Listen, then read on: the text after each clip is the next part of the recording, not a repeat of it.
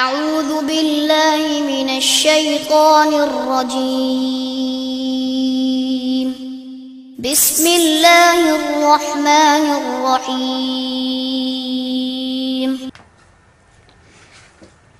إن الحمد لله نحمده ونستعينه ونستغفره ونعوذ بالله من شرور أنفسنا ومن سيئات أعمالنا من يهده الله فلا مضل له ومن يضلل فلا هادي له وأشهد أن لا إله إلا الله وحده لا شريك له وأشهد أن محمدا عبده ورسوله يا أيها الذين آمنوا اتقوا الله حق تقاته ولا تموتن إلا وأنتم مسلمون يا أيها الناس اتقوا ربكم الذي خلقكم من نفس واحدة وخلق منها زوجها وبث منهما رجالا كثيرا ونساء واتقوا الله الذي تساءلون به والأرحام إن الله كان عليكم رقيبا يا أيها الذين آمنوا اتقوا الله وقولوا قولا سديدا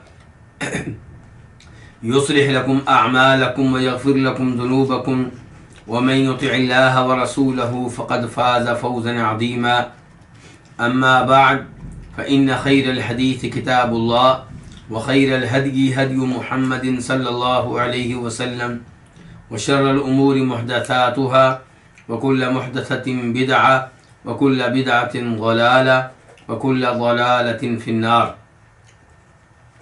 قال تعالى وَإِذْ أَخَذَ اللَّهُ مِيثَاقَ النَّبِيِّينَ لَمَا آتَيْتُكُم مِّن كِتَابٍ وَحِكْمَةٍ ثُمَّ جَاءَكُمْ رَسُولٌ مُّصَدِّقٌ لِّمَا مَعَكُمْ لَتُؤْمِنُنَّ بِهِ وَلَتَنصُرُنَّهُ قَالَ أَأَقْرَرْتُمْ وَأَخَذْتُمْ عَلَىٰ ذَٰلِكُمْ إِصْرِي قَالُوا أَقْرَرْنَا قَالَ فَاشْهَدُوا وَأَنَا مَعَكُمْ مِنَ الشَّاهِدِينَ. سورہ آل عمران آیت نمبر 81. اللہ رب العزت ارشاد فرماتے ہیں اور تذکرہ کرو اس وقت کا جب اللہ تعالیٰ نے نبیوں سے عہد لیا، البتہ جو بھی کتاب و حکمت میں تمہیں دوں پھر تمہارے پاس ایک ایسا رسول آئے جو اس کی تصدیق کرنے والا ہو جو تمہارے پاس ہے. لَتُؤْمِنُنَّ بِهِ، البتہ تم لازمی طور پہ اس پہ ایمان لاؤ گے، وَلَتَنصُرُنَّهُ، اور البتہ تم یقینی طور پہ اس کی مدد کرو گے. قال، اللہ رب العزت نے کہا، اَأَقْرَرْتُمْ، کیا تم نے اس بات کا اقرار کیا، وَأَخَذْتُمْ عَلَىٰ ذَٰلِكُمْ إِصْرِي، اور تم نے اس پہ میرا باری عہد قبول کیا. قالوا، انہوں نے کہا، اقررنا، ہم نے اقرار کر لیا. قال، تو کہا اللہ رب العزت نے، فاشہدوا، تو تم گواہ ہو جاؤ، وَأَنَا مَعَكُم مِّنَ الشَّاهِدِينَ، جبکہ میں بھی تمہارے ساتھ گواہی دینے والوں میں سے ہوں. وَإِذْ، یہ دو الفاظ ہیں، واو کا معنی ہوتا ہے اور اذ سے پہلے ایک فعل کو مقدر مانا جائے گا. وہ یہاں پہ کیا ہوگا؟ مثال کے طور پہ اذکر، یعنی کہ تذکرہ کرو اس بات کا، تذکرہ کرو اس وقت کا. اخذ اللہ، اللہ تعالیٰ نے لیا، اخذ فعل ماضی ہے واحد کے لیے. میثاق پختہ عہد کو کہتے ہیں. النبیین، نبی ان کی جمع ہے کہ اللہ تعالیٰ نے نبیوں سے پختہ عہد لیا. لما آتیتکم، لما لام توکید کے لیے ہے، ما اسم موصولہ ہے، اس کا معنی ہوگا الذی، جو، البتہ جو، آتیتو فعل ماضی ہے واحد کے لیے، میں نے دی، کم تمہیں، من کتاب و حکمہ، کتاب اور حکمت.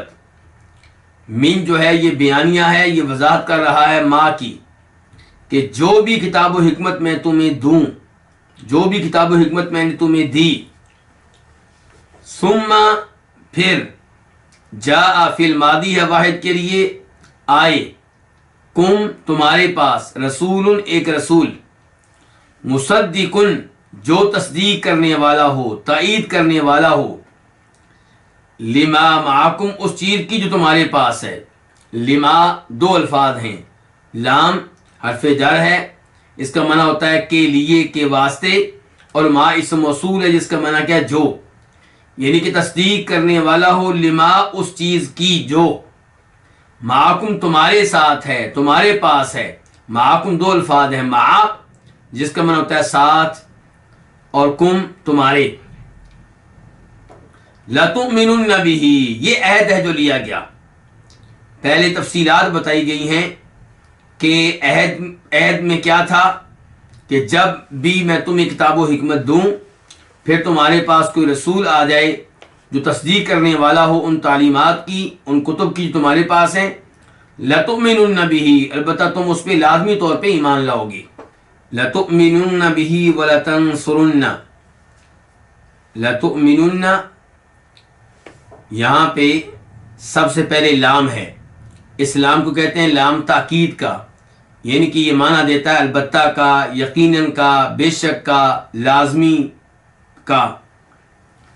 اس کے بعد ہے تؤمنن، یہ فعل مضارع ہے، جمع کے لیے ہے، اس کا واحد کیا ہوتا ہے، تؤمنو تو ایمان لاتا ہے، اور جمع کیا ہوتی ہے، تؤمنون تم ایمان لاتے ہو یا لاؤ گے۔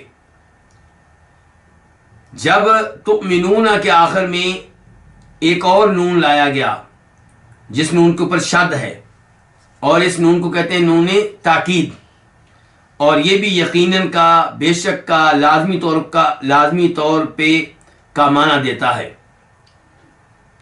جب یہ نون بھی آخر میں آ گیا تو تؤمنون جو نون ہے اس کا ایک نون گرا دیا گیا، تؤمنون یعنی کہ واو کے بعد کا نون گرا دیا گیا تاکہ تین نون ایک جیسے جمع نہ ہو جائیں۔ جب وہ نون گرایا گیا تو اب کیا رہ گئی، واو۔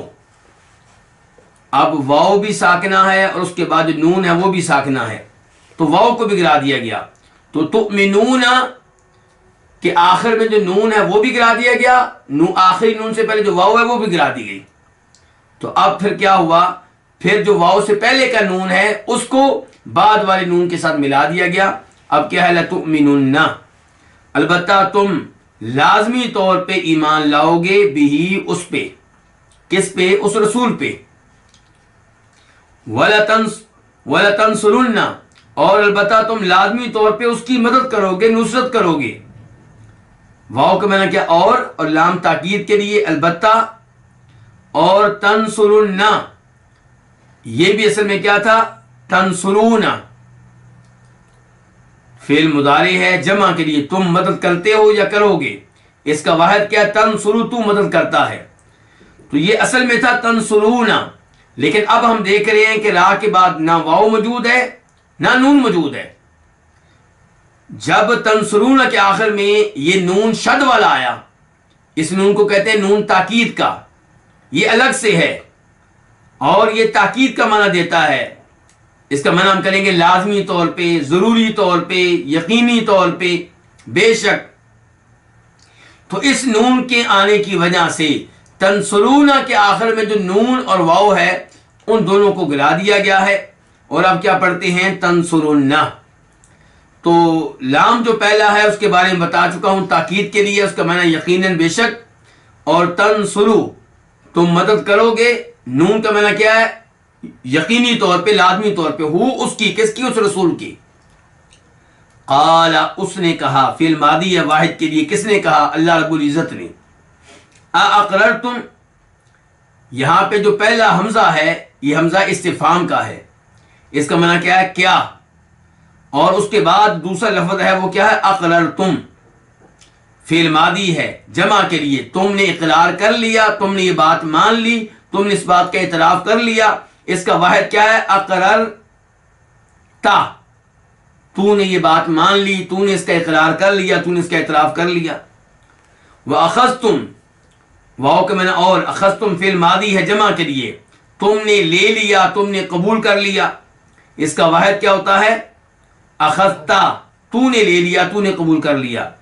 علی ذالکم، اس پہ، علی کا معنی پہ، اور ذالکم اسم اشارہ ہے، اس کا واحد کیا ہوتا ہے؟ ذالکا، یہاں پہ کیا آیا ہے؟ ذالکم، اور اسم اشارہ اصل میں جو ہوتا ہے وہ ذا ہوتا ہے، ذا ذا جو ہے، ذالکم کا جو ذا ہے یہ اصل میں اسم اشارہ ہے، جس کا معنی کیا ہوگا؟ یہ، اس پہ، اور آگے جو کم ہے یہ خطاب کے لیے ہوتا ہے۔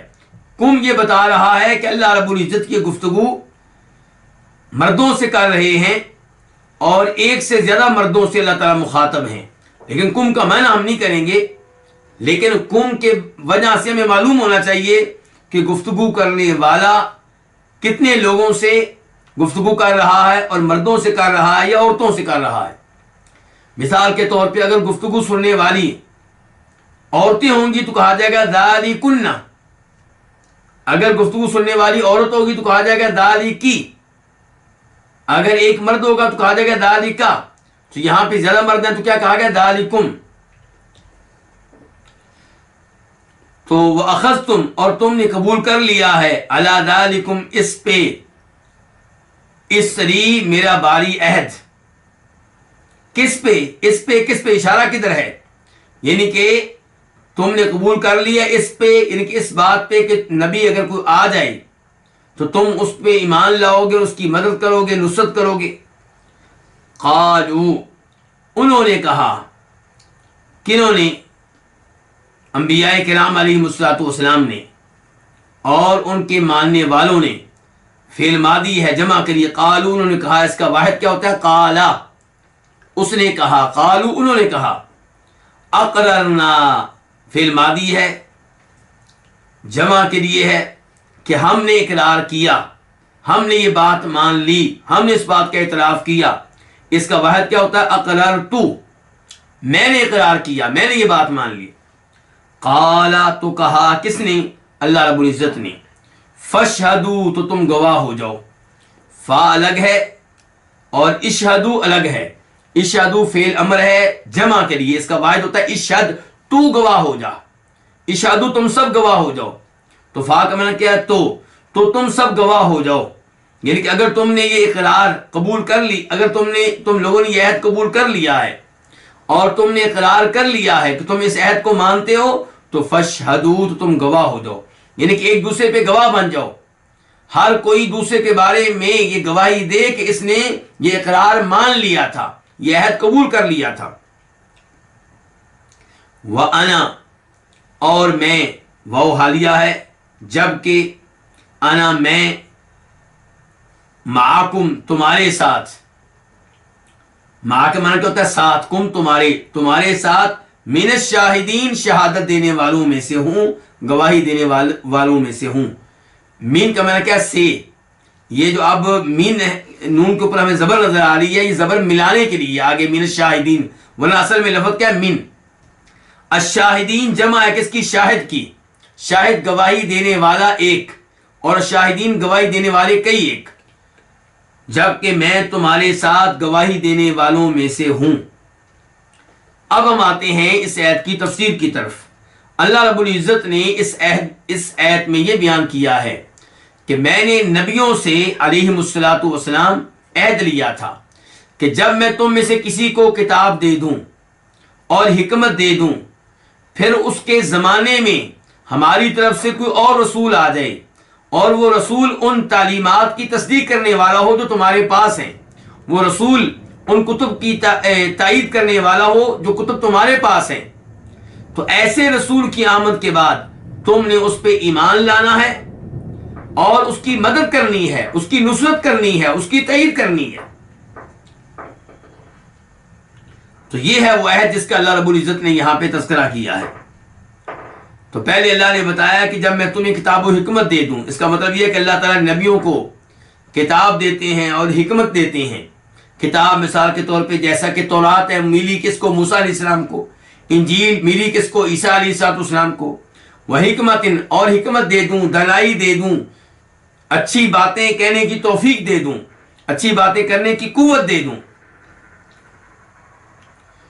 ثم جاءکم، پھر تمہارے پاس کوئی رسول آ جائے. اس رسول سے مراد کون سے رسول ہیں؟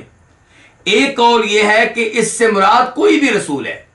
مثال کے طور پہ آدم علیہ السلام کے زمانے میں کوئی اور رسول آ جائے تو ان پہ واجب ہوگا کہ اس رسول کی نبوت کو مانیں اور اس کی تائید کریں، اس کی تصدیق کریں. ایسے ہی نوح علیہ السلام کے زمانے میں کوئی اور نبی آ جائے، کوئی اور رسول آ جائے تو نوح علیہ السلام پہ واجب ہوگا کہ اس نبی پہ ایمان لائیں اور اس کی تائید کریں، اس کی نصرت کریں، اس کی مدد کریں.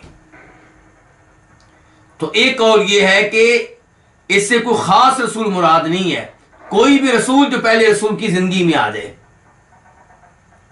اور دوسرا قول یہ ہے کہ اس سے مراد جناب محمد رسول اللہ صلی اللہ علیہ وسلم ہے کہ ہر نبی سے عہد لیا گیا کہ اگر تمہارے زمانے میں ایک ایسا رسول آ جائے جو تمہاری کتب کی تصدیق کرنے والا ہو، مراد اس رسول سے جناب محمد علیہ السلام ہے. لیکن پہلا قول زیادہ واضح ہے کیونکہ رسول کیا ہے؟ نکرہ ہے، معرفہ نہیں ہے. اس لیے زیادہ امید یہ ہے کہ ہر نبی سے عہد لیا گیا کہ تمہارے زمانے میں کوئی بھی نبی آ جائے جو تصدیق کرنے والا اس کتاب کی تمہارے پاس ہے، تم نے اس پہ ایمان لانا ہے. مصدقن، تصدیق کرنے والا ہو، لما، ان کتب کی جو تمہارے پاس ہیں. کیا مطلب؟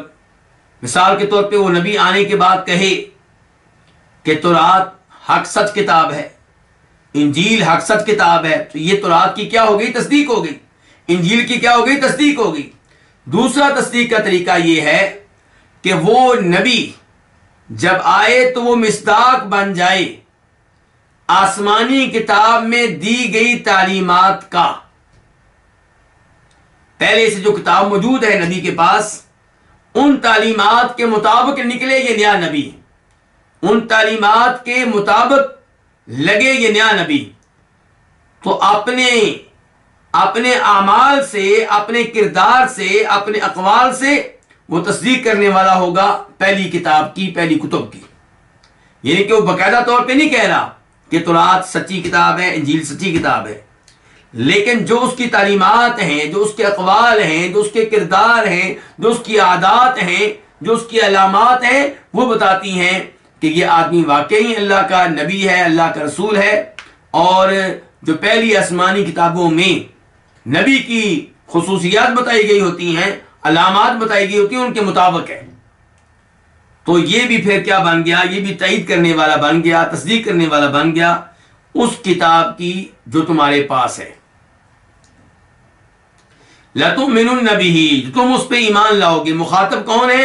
حضرات انبیاء کرام علیہ السلام اور ان کی اقوام، وہ بھی مخاطب ہیں. جیسے مطلوب ہے نبی سے کہ وہ نئے آنے والے نبی پہ ایمان لائے اور ان کی مدد کرے، ایسے ہی پرانے نبی کے پیروکاروں سے، پرانے نبی کا کلمہ پڑھنے والوں سے بھی یہ مطلوب ہے کہ وہ بھی نئے آنے والے نبی پہ ایمان لائیں اور اس کی مدد کریں، اس کی تائید کریں، چاہے ان کا اپنا نبی زندہ ہو، موجود ہو، یا دنیا سے جا چکا ہو، فوت ہو چکا ہو. تو ایمان بھی لانا ہے اور اس کی نصرت بھی کرنی ہے. نصرت کیسے کرنی ہے، مدد کیسے کرنی ہے؟ کہ اس کا پیغام لوگوں تک پہنچایا جائے، اس کی شریعت لوگوں تک منتقل کی جائے اور اس کے دشمنوں سے لڑائیاں لڑی جائیں. قال، تو کہا کس نے؟ اللہ تعالیٰ نے. اس سے پتہ چلا کہ کلام کرنا اللہ کی صفات میں سے ایک صفت ہے. اللہ تعالیٰ کلام کرتے ہیں. اللہ نے واضح طور پہ کہا ہے کہ وَكَلَّمَ اللَّهُ مُوسَىٰ تَكْلِيمًا، کہ اللہ تعالیٰ نے باقاعدہ موسیٰ علیہ السلام سے کلام کیا تھا. کئی لوگ اللہ کی صفت کلام کو نہیں مانتے، اس کی تعویلیں کرتے ہیں. تو صحیح بات یہ ہے کہ اللہ رب العزت کی صفات میں سے ایک عظیم صفت یہ ہے کہ اللہ کلام کرنے والے ہیں. جیسے اللہ تعالیٰ دیکھنے والے ہیں، جیسے اللہ تعالیٰ علم والے ہیں، جیسے اللہ تعالیٰ حیات والے ہیں، زندگی والے ہیں، ایسے ہی اللہ تعالیٰ کلام کرنے والے ہیں. لیکن کلام اللہ کی وہ صفت ہے جس کا تعلق اللہ کی مشیت سے ہے. یعنی کہ اللہ جب چاہتا ہے کلام کرتا ہے، جس سے چاہتا ہے کلام کرتا ہے، جتنا چاہتا ہے اتنا کلام کرتا ہے۔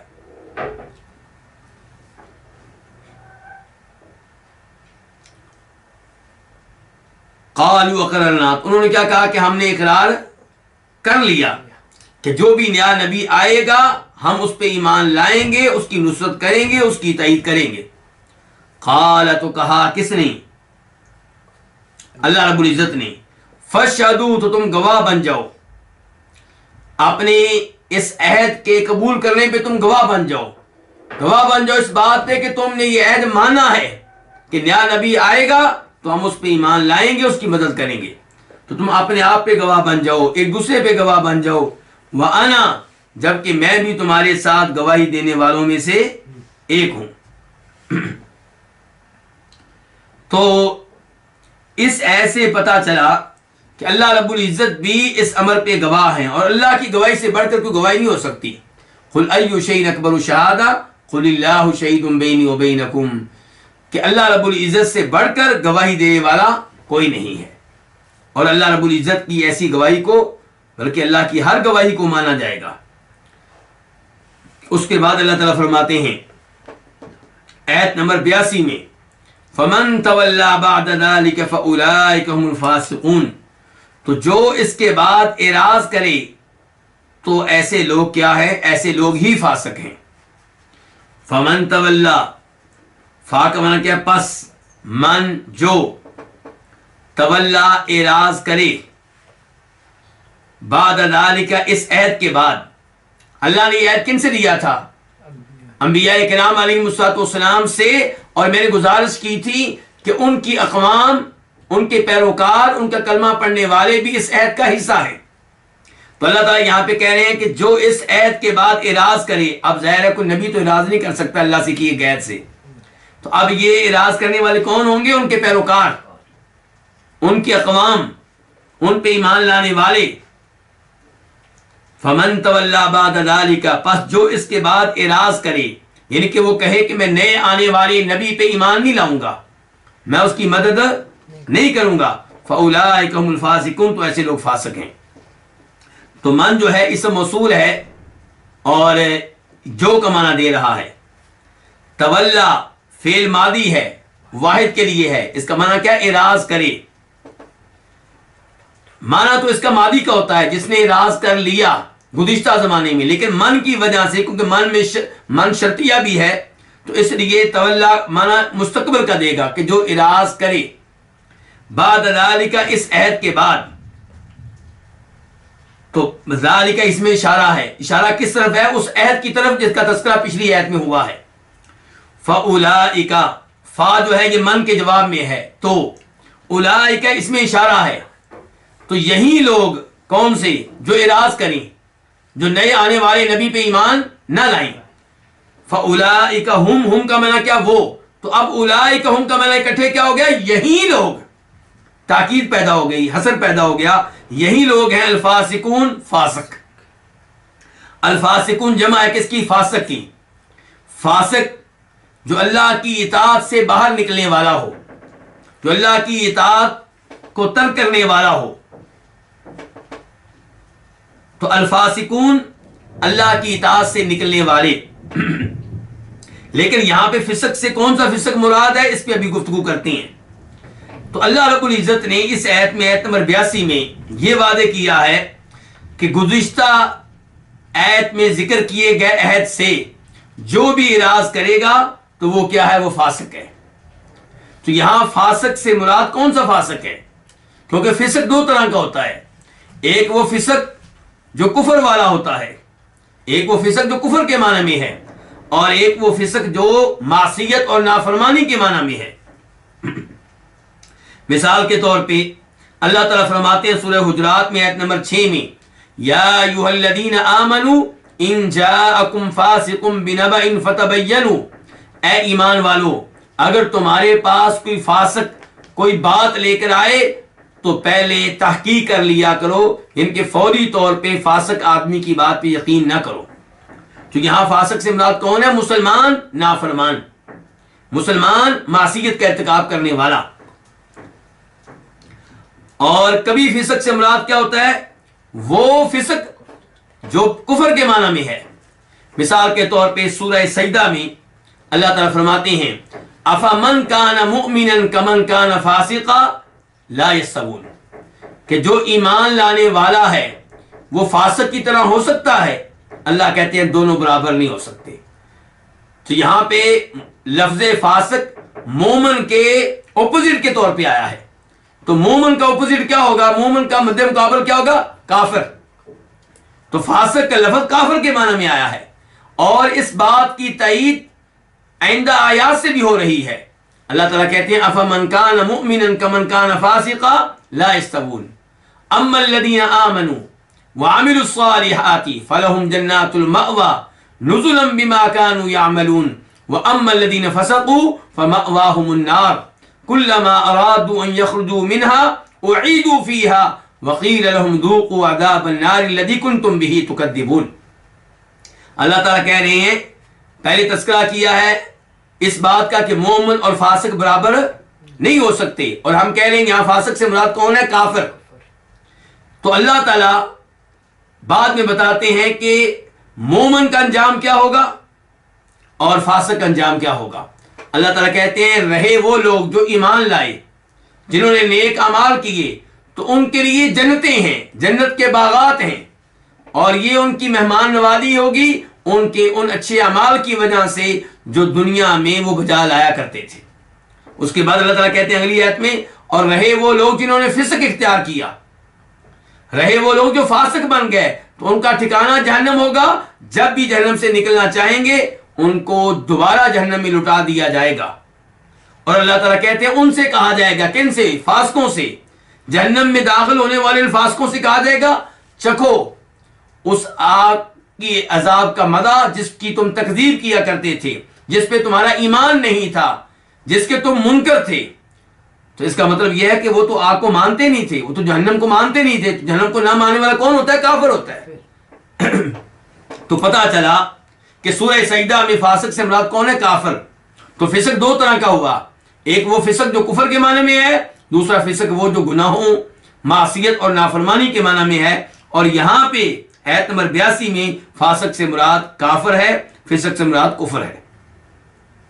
تو اللہ تعالیٰ کہتے ہیں جو اس کے بعد اعراض کر لے، یعنی کہ جو نئے آنے والے نبی پہ ایمان نہ لائے، اس کی مدد نہ کرے، تو ایمان نہ لانے والا کون ہوگا؟ کافر ہوگا. اس سے پتہ چلا کہ آپ گزشتہ تمام انبیاء کرام پہ ایمان لے آئیں لیکن نئے نبی پہ ایمان نہ لائیں تو آپ مسلمان نہیں ہیں، آپ مومن نہیں ہیں، آپ کافر ہیں. اور اس میں تنبیہ ہے، وارننگ ہے یہودیوں کے لیے، عیسائیوں کے لیے جو کہتے تھے کہ ہم اللہ کو ماننے والے ہیں، ہم نبیوں کو ماننے والے ہیں. اللہ تعالیٰ انہیں خبردار کر رہے ہیں کہ میں نے تو نبیوں سے اور نبیوں کے واسطے سے ان کے ماننے والوں سے، پیروکاروں سے عہد لیا تھا کہ نیا رسول آئے تو اس پہ ایمان لانا ہے، اس کی مدد کرنی ہے. تو اب نئے نبی جناب محمد تشریف لا چکے ہیں صلی اللہ علیہ وسلم، تم ان پہ ایمان کیوں نہیں لاتے ہو؟ تم پہ واجب تھا کہ فوری طور پہ ایمان لاتے اور آپ کی تائید کرتے، آپ کی مدد کرتے، آپ کا دین پوری دنیا میں پھیلانے کی کوشش کرتے، آپ کے ساتھ مل کر آپ کے دشمنوں سے لڑتے، لیکن تم تو اسلام کی راہ میں رکاوٹیں کھڑی کر رہے ہو. تو یہ اللہ تعالیٰ ان کو وارننگ دے رہے ہیں کہ جو اس کے بعد بھی اعراض کرے گا تو وہ فاسق ہے، اور فاسق بمعنی کافر ہے، اور اس کا انجام پھر کیا ہوتا ہے؟ جہنم کی آگ. اس کے بعد آیت نمبر 83 اللہ تعالیٰ فرماتے ہیں افغیر دین اللہ یبغون وَلَهُ أَسْلَمَ مَن فِي السَّمَاوَاتِ وَالْأَرْضِ طَوْعًا وَكَرْهًا وَإِلَيْهِ يُرْجَعُونَ. پس کیا اللہ کے دین کے علاوہ کوئی اور دین تلاش کرتے ہیں جبکہ اسی کے لیے اسلم فرما بردار بن چکے ہیں جو بھی آسمان و زمین پہ ہیں، طوعاً خوشی سے، وکرہن ناخوشی سے، وَإِلَيْهِ يُرْجَعُونَ اور اسی کی طرف ان سب کو لٹایا جائے گا. افغیر دین اللہ، سب سے پہلے کیا ہے؟ حمزہ. یہ حمزہ استفہام کا ہے، اور یہاں پہ استفہام ڈانٹنے کے لیے ہے کہ افغیر دین اللہ، کیا اللہ کے دین کے علاوہ کوئی اور دین تلاش کرتے ہو؟ تو یہاں پہ استفہام معلومات لینے کے لیے نہیں ہے، یہاں پہ یہ استفہام کا مقصد کیا ہے؟ ڈانٹنا کہ کیا اللہ کے دین کے علاوہ کوئی اور دین تلاش کرتے ہو؟ تو آ کا معنی کیا ہے؟ کیا. فا کا معنی کیا ہے؟ پس. غیر دین اللہ، اللہ کے دین کے علاوہ. غیر کا معنی کیا ہے؟ علاوہ، یعنی کہ اللہ کے دین کے علاوہ کوئی اور دین تلاش کرتے ہو. یبغون، یہ فعل مضارع ہے، جمع کے لیے ہے. یبغون وہ تلاش کرتے ہیں، وہ طلب کرتے ہیں. وَلَهُ واو حالیہ ہے، جبکہ لہو اسی کے لیے، لام کا معنی کے لیے کے واسطے ہو سے مراد کون ہے؟ اللہ رب العزت. اسی کے لیے، اللہ ہی کے لیے. اسلم فعل ماضی ہے، واحد کے لیے. فرما بردار بن چکے، اس کی اطاعت اختیار کر چکے. کون؟ من، جو. فی السماواتی کہاں پہ ہیں؟ آسمانوں میں. السماوات جمع ہے کس کی؟ السما کی. والارض اور زمین پہ. طوعاً خوشی سے، طوعاً یہ حال بن رہا ہے. وکرہن اور ناخوشی سے. وإلیہ اور اسی کی طرف. کس کی طرف؟ اللہ کی طرف. الیہ دو الفاظ ہے، الہ اور ضمیر ہے. الہ طرف ہی، ضمیر سے مراد اللہ رب العزت. اور اللہ ہی کی طرف یرجعون، ان کو لٹایا جائے گا. یرجعون فی المضارع ہے، مجہول کے لیے ہے، جمع کے لیے ہے. اس کا واحد کیا ہوتا ہے؟ یرجعو، وہ لٹایا جاتا ہے. دیکھیں راجع وہ لوٹا، واپس آیا، فعل ماضی ہے. یرجع واپس آتا ہے یا واپس آئے گا، وہ لوٹتا ہے یا لوٹے گا، فعل مضارع. اور یرجع فعل مضارع مجہول، اسے واپس لٹایا جاتا ہے. یرجعون جمع ہے، انہیں واپس لٹایا جائے گا. اس آیت کی تفسیر، اس آیت میں اللہ رب العزت یہ بیان کر رہے ہیں کہ کیا یہ لوگ اللہ کے دین کے علاوہ کوئی اور دین چاہتے ہیں، کوئی اور دین تلاش کر رہے ہیں، کوئی اور دین طلب کر رہے ہیں. یعنی کہ اللہ کے دین سے بہتر دین کون سا ہوگا؟ اور یہاں اللہ کے دین سے مراد کون سا دین ہے؟ دین اسلام، جسے جناب محمد رسول اللہ صلی اللہ علیہ وسلم لے کر آئے ہیں. لفظ دین کے دو معنی ہوا کرتے ہیں. ایک معنی شریعت کا، عمل کا، اور ایک معنی جزا کا، بدلے کا. مثال کے طور پہ سورہ مائدہ میں اللہ تعالیٰ کہتے ہیں الیوم اکملت لکم دینکم، آج میں نے تمہارے لیے تمہارا دین مکمل کر دیا ہے، یعنی کہ تمہاری شریعت مکمل کر دی ہے. واتممت علیکم نعمتی ورضیت لکم الاسلام دینا، اور میں نے تمہارے لیے اسلام کو بطور دین، ان کے بطور شریعت پسند کر دیا ہے. تو اس آیت میں دو مرتبہ لفظ دین آیا ہے، دونوں بار اس کا مطلب کیا ہے؟ شریعت. ایسے ہی اللہ تعالیٰ فرماتے ہیں سورہ کافرون میں لکم دینکم ولی دین، تمہارے لیے تمہارا دین، میرے لیے میرا دین. یعنی کہ تمہاری شریعت تمہارے لیے، میری شریعت میرے لیے، یعنی کہ میں اپنا دین تمہاری وجہ سے نہیں چھوڑوں گا. تم اگر اپنا دین نہیں چھوڑتے ہو، میری بات مان کر اپنی شریعت نہیں چھوڑتے ہو تو نہ چھوڑو، عذاب تم ہی پہ آئے گا، سزائیں تم ہی بھگتو گے. البتہ میں تمہاری خاطر اپنا دین چھوڑنے والا نہیں ہوں، اپنی شریعت چھوڑنے والا نہیں ہوں. تو یہاں پہ بھی دین کا معنی کیا ہے؟ شریعت ہے. اور کبھی دین کا معنی کیا ہوتا ہے؟ بدلہ، جزا. مالک یوم الدین، اللہ تعالیٰ مالک ہے کس کا؟ روز جزا کا، بدلے والے دن کا. اور اللہ تعالیٰ فرماتے ہیں سورہ انفطار میں، کیا کہتے ہیں اللہ تعالیٰ وہاں پہ کہ ان الابرار لفی نعیم وان الفجار لفی جحیم یصلونها یوم الدین وما هم عنها بغائبین وما ادراک ما یوم الدین ثم ما ادراک ما یوم الدین یوم لا تملک نفس لنفس شیئا والامر یومئذ للہ. اللہ تعالیٰ کہہ رہے ہیں کہ نیک لوگ نعمتوں میں ہوں گے اور فاجر قسم کے لوگ لفی جہیم، جہنم کی آگ میں ہوں گے. یصلونها یوم الدین، جہنم کی آگ میں کب داخل ہوں گے؟ یوم الدین، بدلے والے دن، قیامت والے دن.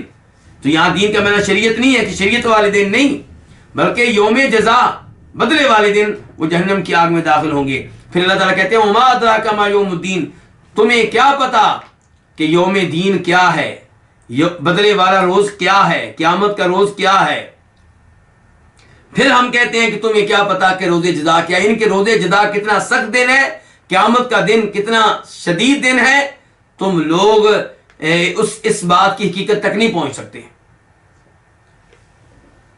تو یہاں پہ پھر دین کا معنی کون سا ہے؟ شریعت والا یا جزا والا؟ یہاں پہ شریعت والا معنی ہے کہ کیا وہ اللہ کے دین کے علاوہ کوئی اور دین تلاش کرتے ہیں؟ کیا وہ اللہ کی دی گئی شریعت کے علاوہ کوئی اور شریعت چاہتے ہیں؟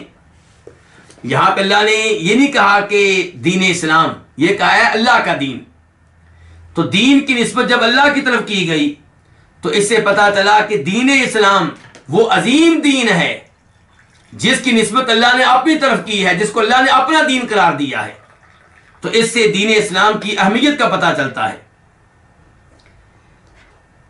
وَلَهُ أَسْلَمَ مَنْ فِي السَّمَاوَاتِ وَالْأَرْضِ، اس کا مطلب کیا ہے؟ اس کا مطلب یہ ہے کہ تم لوگ دین اسلام سے اعراض کر رہے ہو، دین اسلام کی طرف نہیں آتے ہو، جناب محمد رسول اللہ پہ ایمان نہیں لاتے ہو، تو تم کیا سمجھتے ہو کہ دین اسلام کو چھوڑ کر کسی اور دین میں تمہیں نجات مل جائے گی، تمہیں سلامتی مل جائے گی، تمہیں کامیابی مل جائے گی؟ کتنی عجیب بات تم کرتے ہو۔ اللہ کا دین چھوڑ رہے ہو، وہ اللہ جو اتنا عظیم ہے کہ آسمان و زمین میں جو بھی ہیں سب کے سب اس کے سامنے فرما بردار ہیں، اس کی بات ماننے والے ہیں۔ کوئی خوشی سے مان رہا ہے، کوئی ناخوشی سے مان رہا ہے۔ تو ان الفاظ سے تو پتا چلا کہ سب کے سب مسلمان ہیں۔ اس سے پہلے جملے میں اللہ تعالیٰ کہہ رہے تھے کہ کیا اللہ کے دین کے علاوہ وہ کوئی اور دین تلاش کرتے ہیں؟ دوسرے جملے میں اللہ تعالیٰ کہہ رہے ہیں جب کہ اللہ تعالیٰ کے سامنے اس کے لیے ہر وہ جو آسمانوں پہ ہے، ہر وہ جو زمین پہ ہے، اس کے سامنے فرما بردار ہے، جھکا ہوا ہے۔ تو اس سے تو پتہ چلا کہ سب کے سب مسلمان ہیں۔ تو جواب یہ ہے کہ اسلم سے مراد دین اسلام نہیں ہے۔ اسلام سے مراد، اسلام کا لفظی معنی کیا ہوتا ہے؟ فرما بردار بن جانا، جھک جانا۔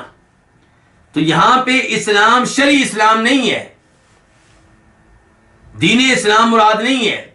یہاں پہ اسلام سے مراد کونی اسلام ہے، یعنی کہ اللہ رب العزت کی کونی باتیں جن کا تعلق کائنات کے سسٹم سے ہے، نظام سے ہے، وہ باتیں ہر ایک کو ماننا پڑتی ہیں۔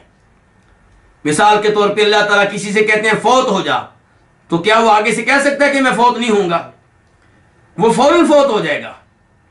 جب اللہ تعالیٰ کسی کو آرڈر دیتے ہیں بیمار ہو جا، وہ فوراً بیمار ہوتا ہے، اور وہ جتنا بھی علاج کروا لے تب تک ٹھیک نہیں ہو سکے گا جب تک اللہ نہیں چاہیں گے۔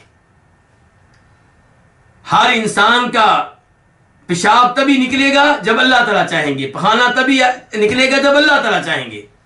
تو یہ جو امور ہیں جنہیں کونی امور کہا جاتا ہے، ان میں ہر کوئی اللہ کے فیصلے، اللہ کے حکم کا پابند ہے۔ جہاں تک تعلق ہے شرعی امور کا، نماز روزے کا، تو یہاں پہ اللہ نے زبردستی نہیں کی۔ یہاں پہ اللہ نے ہر ایک کو ارادہ دیا ہے، اختیار دیا ہے۔ اللہ نے آسمانی کتابیں نازل کی، تورات، انجیل، قرآن، نبی بھیج دیے، موسیٰ علیہ السلام، عیسیٰ علیہ السلام، جناب محمد رسول اللہ، اور کہہ دیا گیا انا ہدیناہ السبیل اما شاکرا و اما کفورا، کہ ہم نے کیا کیا ہے؟ ہم نے راستہ دکھا دیا ہے۔ اب انسان کی مرضی ہے کہ شکر گزار بندہ بنے یا نہ شکرا بنے۔ تو اللہ رب العزت اگر چاہتے تو انسان کو نماز روزے پہ بھی مجبور کر دیتے، لیکن اللہ نے مجبور نہیں کیا، اور انہی امور میں حساب کتاب ہوگا جن امور میں اللہ نے ارادہ دیا ہے۔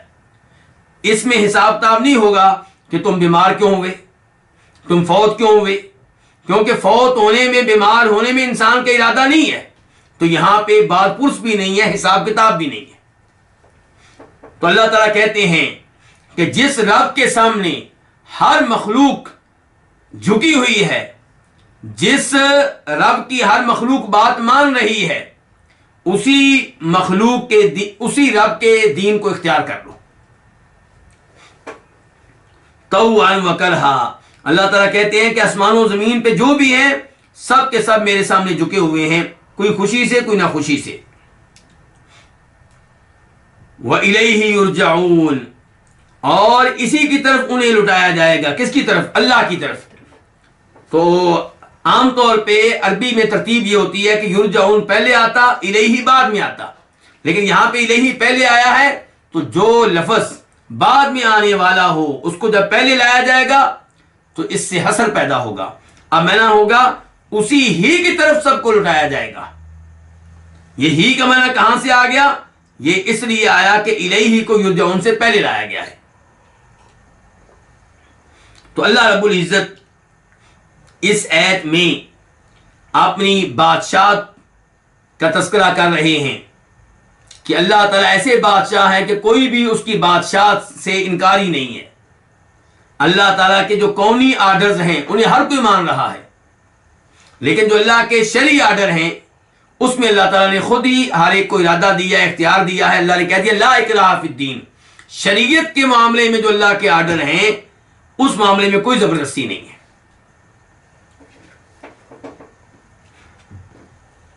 اس کے بعد آیت نمبر 84 اللہ تعالیٰ فرماتے ہیں قل آمنا باللہ، آپ کہہ دیں کہ ہم اللہ پہ ایمان لائے، وما انزل علینا، اور اس پہ ایمان لائے جسے ہم پہ نازل کیا گیا، وما انزل علی ابراہیم و اسماعیل و اسحاق و یعقوب، اور ہم اس پہ ایمان لائے جسے ابراہیم پہ، اسماعیل پہ، اسحاق پہ، یعقوب پہ، والاسباط، اور یعقوب علیہ السلام کی اولاد پہ نازل کیا گیا، وما اوتی موسیٰ و عیسیٰ، اور ہم اس پہ ایمان لائے جو موسیٰ علیہ السلام کو دیا گیا اور جو عیسیٰ علیہ السلام کو دیا گیا، والنبیون من ربہم، اور ہم اس پہ بھی ایمان لائے جو باقی نبیوں کو ان کے رب کی طرف سے دیا گیا، لا نفرق بین احد منہم، ہم ان میں سے کسی کے درمیان فرق نہیں کرتے، ونحن لہ مسلمون، اور ہم اسی کی اطاعت کرنے والے ہیں، اسی کی فرما برداری کرنے والے ہیں، اسی کے سامنے جھکنے والے ہیں۔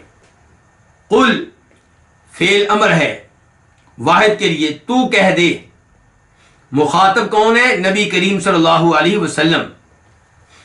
آمنا فعل ماضی ہے جمع متکلم کے لیے، ہم ایمان لائے، اس کا واحد کیا ہوتا ہے؟ آمنتو، میں ایمان لایا، تو ہم ایمان لائے باللہ، اللہ پہ،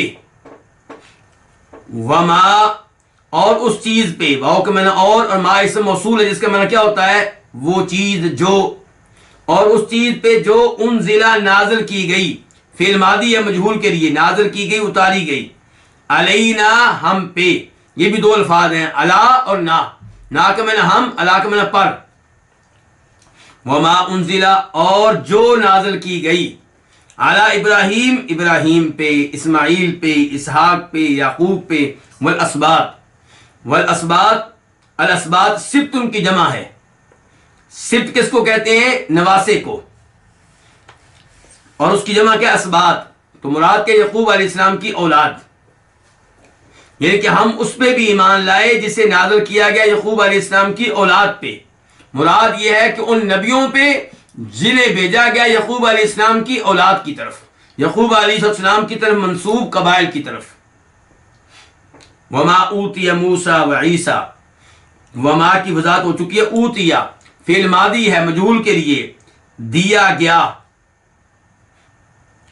موسیٰ، موسیٰ علیہ السلام، و عیسیٰ، اور عیسیٰ علیہ السلام، والنبیون، نبیون کی جمع ہے، اور دیگر انبیاء کرام علیہم السلام۔ تو موسیٰ، عیسیٰ اور انبیاء کرام کو دیا گیا، جو بھی دیا گیا کس کی طرف سے؟ من ربہم، ان کے رب کی طرف سے، من کا معنی سے، ربہم ان کے رب، ہم ان کے رب کس کو کہتے ہیں؟ پیدا کرنے والے کو، مالک کو، سارے امور کی تدبیر کرنے والے کو، پالنے والے کو، من ربہم ان کا رب، کن کا رب؟ نبیوں کا رب، یعنی کہ نبیوں کو جو کچھ ان کے رب کی طرف سے دیا گیا۔ لا نفرقو، لا کا معنی کیا ہے؟ نہیں، نفرقو فعل مضارع ہے جمع متکلم کے لیے، ہم فرق کرتے، اس کا واحد کیا ہوگا؟ افرقو، میں فرق کرتا ہوں، نفرقو ہم فرق کرتے ہیں، تو لا نفرقو ہم فرق نہیں کرتے، بین احد کسی کے درمیان، منہم ان میں سے، کن میں سے؟ انبیاء کرام علیہم السلام میں سے۔ وَنَحْنُ واو کا معنی اور، نحنو ہم، لہو اسی کے لیے، کس کے لیے؟ اللہ تعالیٰ کے لیے، مسلمون، مسلم کی جمع ہے، مسلم فرما برداری کرنے والا، جھکنے والا، اطاعت کرنے والا، اور ہم اسی کی اطاعت کرنے والے ہیں، ہم اسی کے سامنے جھکنے والے ہیں، ہم اسی کی فرما برداری کرنے والے ہیں، کس کی؟ اللہ رب العزت کی۔ اس آیت میں اللہ رب العزت نے تذکرہ کیا ہے اس بات کا کہ اے نبی آپ خود بھی کہہ دیں اور آپ کے ماننے والے بھی کہہ دیں کہ اے یہودیو عیسائیو، تم آخری نبی جناب محمد علیہ السلام پہ ایمان لاؤ یا نہ لاؤ، ہم تو ایمان لائے ہیں ہر نبی پہ، ہم اللہ پہ بھی ایمان لائے ہیں اور ہر نبی پہ بھی ایمان لائے ہیں، اور انبیاء کرام علیہ السلام پہ نازل ہونے والی کتب پہ بھی ایمان لائے ہیں، انہیں جو نشانیاں دی گئی ان پہ بھی ایمان لائے ہیں۔ تو قل میں بظاہر مخاطب صرف نبی علیہ السلام ہے، کیونکہ قل فعل ماضی واحد کے لیے ہے، تو کہہ دے۔ لیکن قرآن کریم میں اللہ رب العزت نے جہاں جہاں مخاطب کیا ہے نبی علیہ السلام کو، وہاں آپ بھی مخاطب ہیں اور آپ کی قوم، آپ پہ ایمان لانے والے، آپ کی امت، آپ کے پیروکار بھی مخاطب ہیں، کیونکہ وہ آپ کے ماننے والے ہیں۔ تو اللہ گفتگو کرتا ہے نبی علیہ السلام سے، اور وہ آرڈر جو ہوتا ہے وہ آپ کے لیے بھی ہوتا ہے، آپ پہ ایمان لانے والوں کے لیے بھی ہوتا ہے، آپ کی امت کے لیے بھی ہوتا ہے۔ کہیں کہیں ایسا ہوتا ہے کہ اللہ تعالیٰ صرف نبی علیہ السلام سے مخاطب ہوتے ہیں اور مراد بھی صرف آپ ہوتے ہیں، اور مراد نہیں ہوتا، اور وہاں پہ کوئی نہ کوئی دلیل بھی ہوتی ہے۔ مثال کے طور پہ الم نشرح لک صدرک، کیا ہم نے آپ کے لیے آپ کا سینہ نہیں کھول دیا؟ تو یہاں پہ مراد صرف نبی علیہ السلام ہے، آپ کی امت مراد نہیں ہے۔ لیکن قل آمنا، یہاں پہ مخاطب نبی علیہ السلام بھی ہیں اور آپ کی امت بھی، اور اس کی ایک دلیل یہ ہے کہ آمنا، اللہ تعالیٰ نے کہا ہے کہ آپ کہہ دیں ہم ایمان لائے، اللہ نے یہ نہیں کہا کہ آپ کہہ دیں میں ایمان لایا۔ تو آمنا، ہم ایمان لائے، کس پہ؟ اللہ تعالیٰ پہ۔ اللہ پہ ایمان کیسے ہوگا؟ چار طرح سے۔ اللہ کے وجود پہ ایمان، کہ اللہ موجود ہیں۔ نمبر دو، اللہ کی ربوبیت پہ ایمان، کہ ہم سب کو پیدا کرنے والا، ہر مخلوق کا خالق، ہر مخلوق کے امور کی تدبیر کرنے والا، سب مخلوقات کے سسٹم کو چلانے والا ایک اللہ رب العزت ہے۔ یہ کیا ہوا؟ توحید ربوبیت، اور یہ کہ ان امور میں اس کا کوئی شریک نہیں ہے۔ تیسرے نمبر پہ توحید عبادت، کہ میری ہر عبادت اللہ رب العزت کے لیے ہے، عبادت میں میں اللہ کے ساتھ کسی اور کو شریک نہیں کروں گا۔ چوتھے نمبر پہ اللہ کے ناموں پہ ایمان لانا، اور اللہ کی صفات پہ، وہ نام اور وہ صفات جن کا تذکرہ قرآن و حدیث میں آیا ہے۔ تو قل آمنا باللہ، آپ کہہ دیں ہم اللہ پہ ایمان لائے، مراد اللہ کے وجود پہ، اللہ کے رب ہونے پہ، اللہ کے معبود ہونے پہ، اللہ کے ناموں پہ اور اللہ کی صفات پہ۔ وما انزل علینا، اور ہم اس چیز پہ بھی ایمان لائے جو ہم پہ نازل کی گئی۔ ہم پہ کیا نازل کیا گیا؟ اللہ کی طرف سے قرآن اور نبی علیہ السلام کی احادیث۔ اس کی دلیل کیا ہے؟ اللہ رب العزت کا یہ فرمان کہ وَأَنزَلَ اللَّهُ عَلَيْكَ الْكِتَابَ وَالْحِكْمَةَ، اللہ نے آپ پہ کتاب بھی نازل کی اور حکمت بھی، یعنی کہ احادیث بھی۔ وَعَلَّمَكَ مَا لَمْ تَكُنْ تَعْلَمْ، اور آپ کو وہ علوم دیے جو آپ نہیں جانتے تھے۔ وَمَا أُنزِلَ عَلَىٰ إِبْرَاهِيمَ وَإِسْمَاعِيلَ، اور ہم اس پہ بھی ایمان لائے جسے نازل کیا گیا ابراہیم پہ، جیسا کہ اللہ تعالیٰ فرماتے ہیں سورہ اعلیٰ کے آخر میں إِنَّ هَذَا لَفِي الصُّحُفِ الْأُولَىٰ صُحُفِ إِبْرَاهِيمَ وَمُوسَىٰ، تو وہاں پہ تذکرہ کیا اللہ تعالیٰ نے ان صحیفوں کا جو نازل ہوئے ابراہیم علیہ السلام پہ۔ تو جو نازل کیا گیا ابراہیم علیہ السلام پہ اور اسماعیل علیہ السلام پہ اور اسحاق پہ، اسماعیل اور اسحاق یہ دونوں بیٹے ہیں ابراہیم علیہ السلام کے۔ وَيَعْقُوب، اور یعقوب علیہ السلام یہ کیا ہیں؟ یہ اسحاق علیہ السلام کے بیٹے ہیں، اور ابراہیم علیہ السلام کے کیا ہیں؟ پوتے ہیں۔ والاسباط، اور یعقوب علیہ السلام کی اولاد، یعنی کہ ان کی اولاد سے بننے والے قبائل، یہ تقریباً 12 قبائل تھے۔ کتنے قبائل تھے؟ 12 قبائل۔ تو ان قبائل پہ جو کچھ نازل ہوا ہم اس پہ بھی ایمان لاتے ہیں۔ مراد یہ ہے کہ ان قبائل کی طرف جو لوگ نبی بن کر آئے، ان نبیوں پہ جو کلام نازل ہوا، جو صحیفے نازل ہوئے، ہم اس پہ بھی ایمان لاتے ہیں۔ وما اوتی موسیٰ وعیسیٰ، اور ہم اس پہ بھی ایمان لاتے ہیں جو چیزیں دی گئی موسیٰ اور عیسیٰ علیہ السلام کو۔ تو یہاں پہ یہ نہیں کہا گیا کہ جو موسیٰ علیہ السلام پہ نازل ہوا، جو عیسیٰ علیہ السلام پہ نازل ہوا، پہلے یہی الفاظ کہے گئے تھے انزل علینا وما انزل علی ابراہیم، لیکن موسیٰ عیسیٰ علیہ السلام کی باری آئی تو کیا کہا گیا؟ اوتیا۔ تو جو کچھ بھی موسیٰ عیسیٰ علیہ السلام کو ملا، ان کو کیا ملا؟ تو انجیل ملی، ان کو مختلف نشانی اور معجزات ملے. موسیٰ علیہ السلام کا ڈنڈا عصا، کبھی وہ یہ عصا پتھر پہ مارتے ہیں تو پانی کے چشمے پھوٹ پڑتے ہیں، سمندر میں مارتے ہیں تو راستے بن جاتے ہیں، اور جادوگروں سے مقابلہ ہوتا ہے تو عصا کو زمین پہ پھینکتے ہیں تو وہ سام کی شکل اختیار کر لیتا ہے. تو یہ ایک بڑی نشانی ہے موسیٰ علیہ السلام کی، تو ہمارا اس پہ بھی ایمان ہے. ایسے موسیٰ علیہ السلام کا ہاتھ ید بیضا، اس پہ بھی ہمارا ایمان ہے. وعیسیٰ، اور جو کچھ عیسیٰ علیہ السلام کو ملا ہمارا اس پہ بھی ایمان ہے. انہیں انجیل ملی، انہیں طرح طرح کے معجزات اور نشانیاں ملی. مثال کے طور پہ اللہ کے حکم سے مردوں کو زندہ کر لیا کرتے تھے، مادرزاد اندھے کو ہاتھ لگاتے تو اسے شفا مل جاتی، برس کے مریض کو ہاتھ لگاتے تو اسے اس برس کی بیماری سے نجات مل جاتی. والنبیون، اور ہم ایمان لاتے ہیں ہر اس چیز پہ جو مختلف نبیوں کو دی گئی، من ربہم، ان کے رب کی طرف سے. اللہ رب العزت ہر ایک کے رب ہیں، لیکن یہاں پہ کہا گیا ہے کہ نبیوں کو جو کچھ ملا ان کے رب کی طرف سے. تو اس سے پتا چلا کہ اللہ تعالیٰ نبیوں کے لیے خصوصی طور پہ رب ہیں، ان کو ان کا خصوصی طور پہ اہتمام کرنے والے ہیں، ان پہ خصوصی طور پہ نوازشیں کرنے والے ہیں، ان کا خصوصی طور پہ خیال رکھنے والے ہیں. فرمایا لا نفرق بین احد منہم، ہم ان نبیوں میں سے کسی کے درمیان ایمان لانے کے لحاظ سے کوئی فرق نہیں کرتے.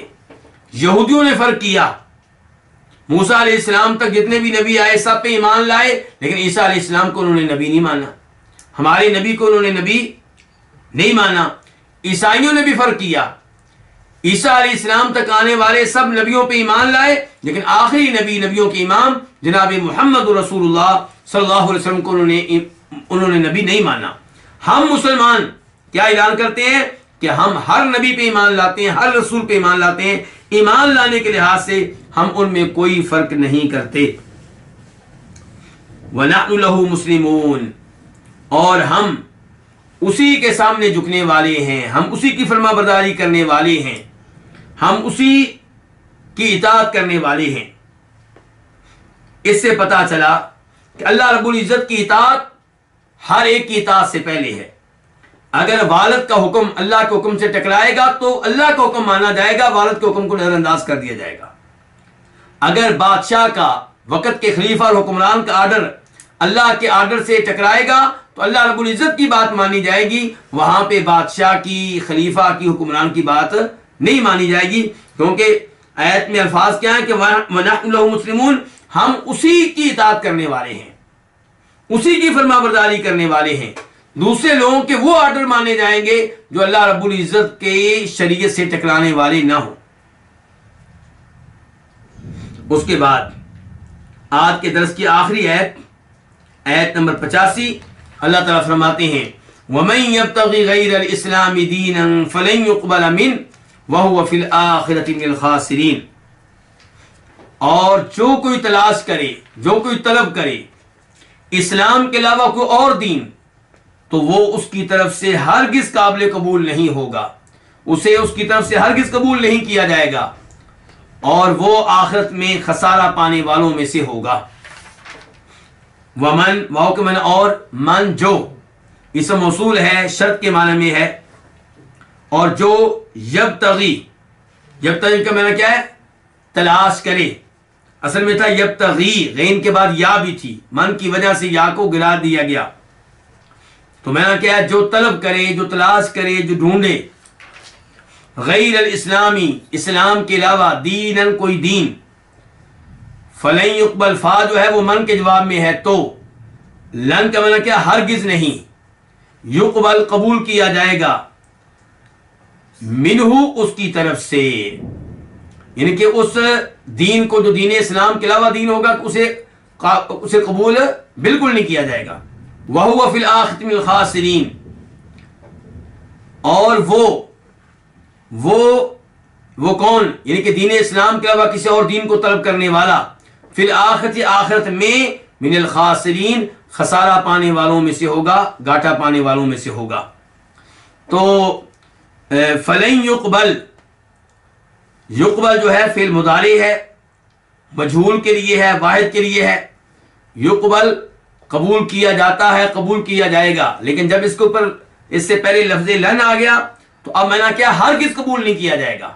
اور لفظ لن کی وجہ سے لام کے اوپر زبر ہے، فتح ہے، ضمہ کی جگہ پہ زبر لائی گئی ہے لفظ لن کی وجہ سے. تو ہرگز قبول نہیں کیا جائے گا اسے، یعنی کہ اس دوسرے دین کو، منہ اس سے، یعنی کہ جو دوسرے دین کو اختیار کرے گا اس سے. منہ کا معنی سے، ہو ضمیر اس سے، یعنی کہ اس آدمی کی طرف سے. وہوا اور وہ آدمی جو دین اسلام کے علاوہ کوئی اور دین تلاش کرے، فی الآخرت آخرت میں، من الخاسرین خسارہ پانے والوں میں سے ہوگا. خاسرین جمع ہے خاسر کی، خاسر نقصان اٹھانے والا، خسارہ اٹھانے والا. اب آتے ہیں اس آیت کی تفسیر کی طرف. وَمَن يَبْتَغِ غَيْرَ الْإِسْلَامِ دِينًا، سب سے پہلے اللہ رب العزت کا یہ واضح طور پہ اس آیت سے اعلان کہ دین اسلام کے علاوہ کوئی اور دین اللہ کے ہاں قابل قبول نہیں ہے. ہر نبی کے زمانے میں اللہ نے جو دین بھیجا وہ دین اسلام تھا. اب نبی علیہ الصلوۃ والسلام جناب محمد صلی اللہ علیہ وسلم کی آمد کے بعد جو دین ہے یہ بھی دین اسلام ہے. تو اس آیت میں تذکرہ موجودہ دین اسلام کا ہے، وہ دین اسلام جسے جناب محمد علیہ الصلوۃ والسلام لے کر آئے ہیں. تو اللہ تعالیٰ کہتے ہیں جو اس دین کے علاوہ، تو یہاں پہ اسلام سے مراد خاص اسلام ہے، عام اسلام نہیں ہے، خاص وہ اسلام جسے جناب محمد علیہ الصلوۃ والسلام لے کر آئے. تو جو اسلام کے علاوہ کوئی اور دین تلاش کرے، کوئی اور شریعت تلاش کرے، تو وہ شریعت، وہ دین اللہ کے ہاں قابل قبول نہیں ہے.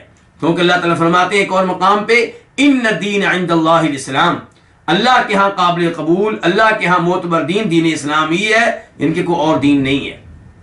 تو آج اگر کوئی دین عیسائیت پہ صحیح معنوں میں عمل کرے، دین یہودیت پہ صحیح معنوں میں عمل کرے اور شرک سے پرہیز کرے، تب بھی وہ کامیاب نہیں ہو سکے گا، نجات نہیں پا سکے گا، کیونکہ اس نے موجودہ دین اسلام کو اختیار نہیں کیا، کیونکہ اس نے جناب محمد علیہ السلام کو نبی رسول نہیں مانا. اور آپ کا فرمان ہے، مسلم شریف کی حدیث ہے کہ اس ذات کی قسم جس کے ہاتھ میں میری جان ہے، جس یہودی اور عیسائی نے میری آمد کے بارے میں سن لیا، میری نبوت کے بارے میں سن لیا، میرے دین کے بارے میں سن لیا، جان لیا، پھر مجھ پہ ایمان لائے بغیر فوت ہو گیا، فرمایا وہ جہنم میں جائے گا.